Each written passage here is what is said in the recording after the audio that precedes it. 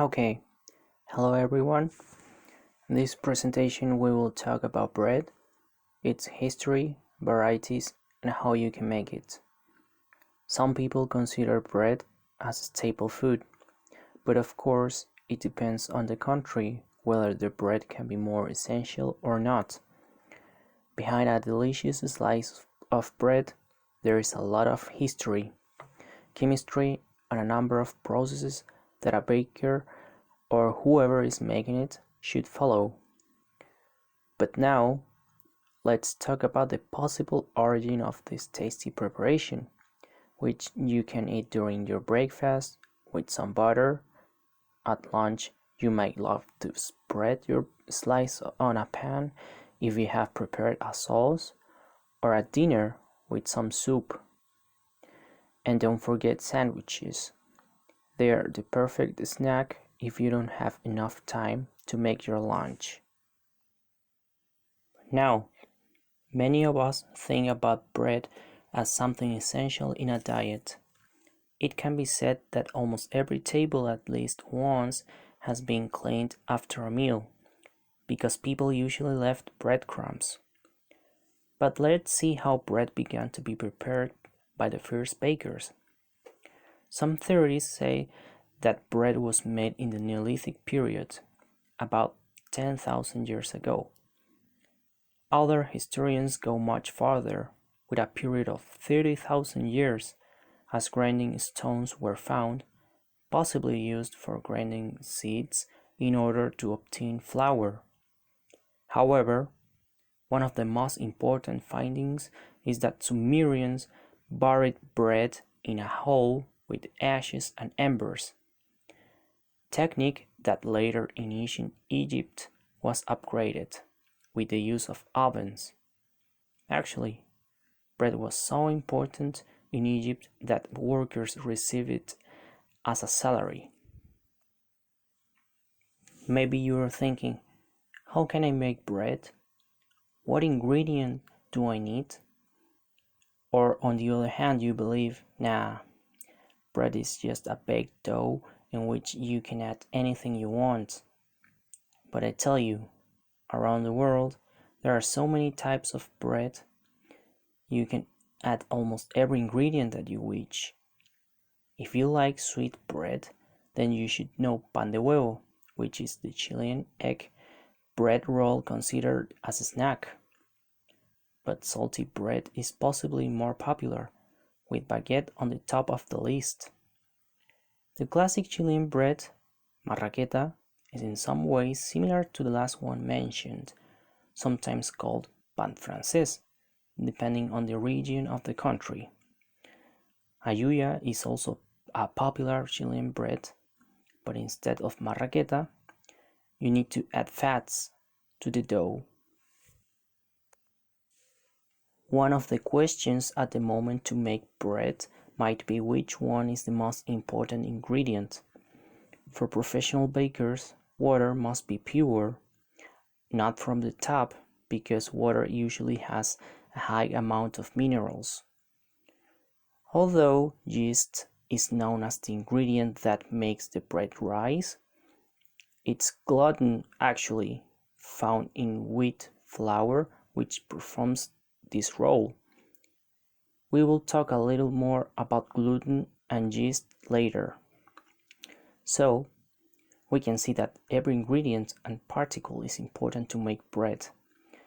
Just be careful to add salt and yeast at the same time, because they don't get along. Fats are not essential as an ingredient, but if you want to make folded bread or dobladitas, make sure to have enough. There are so many ways to make bread. Bakeries use dough mixers and fermentation machines.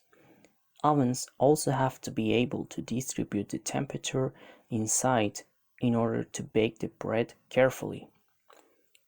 Well, it seems that you don't have those implements. Then don't worry. If you have an oven, it's okay. Are you saying that you don't have an oven? It's fine. You can use a pan as well. Remember that there is not just one way to make bread. So don't be Puritan and try to put your hands in the dough. Don't worry if you don't get a nice result at first. It's a matter of practice. Just one thing, don't underestimate the strainers and the kneading process, because it's not pleasurable to find a ball of flour in your bread already baked. Bakers are known to start their day in the early morning, as the fermentation process needs in some cases many hours, but it all depends on what you are expecting from your bread. One of the things that fermentation makes is to transform starch into glucose. During this process, waste is produced. Carbon dioxide and alcohol are released. That's why the process is named as alcoholic fermentation. There are 4 types of yeast that you can pour in your dough. The first one is fresh yeast. Then, and probably the most common for amateurs, instant dry yeast. The others are the active dry and liquid yeast. Honorable mention to buy a wholemeal bread, which needs just the gluten from the wheat to follow its process of fermentation. Celiacs often suffer because bread is made of wheat, which contains gluten. However, the market has been looking for alternatives to fill that need. In my case, I learned to make gluten-free bread because one of my brothers is celiac. I use corn and cassava starch, potatoes, baking powder, and water gum, replacing many of the regular ingredients. This bread has the form of a thin loaf and can be made without wheat and yeast. There are bags of gluten-free flours as well, easier to work if you don't have the ingredients previously mentioned. The important part is that if you like bread and your body cannot tolerate gluten, there is a way to solve that issue. In conclusion, making bread can be considered an art. It's simple but complex at the same time.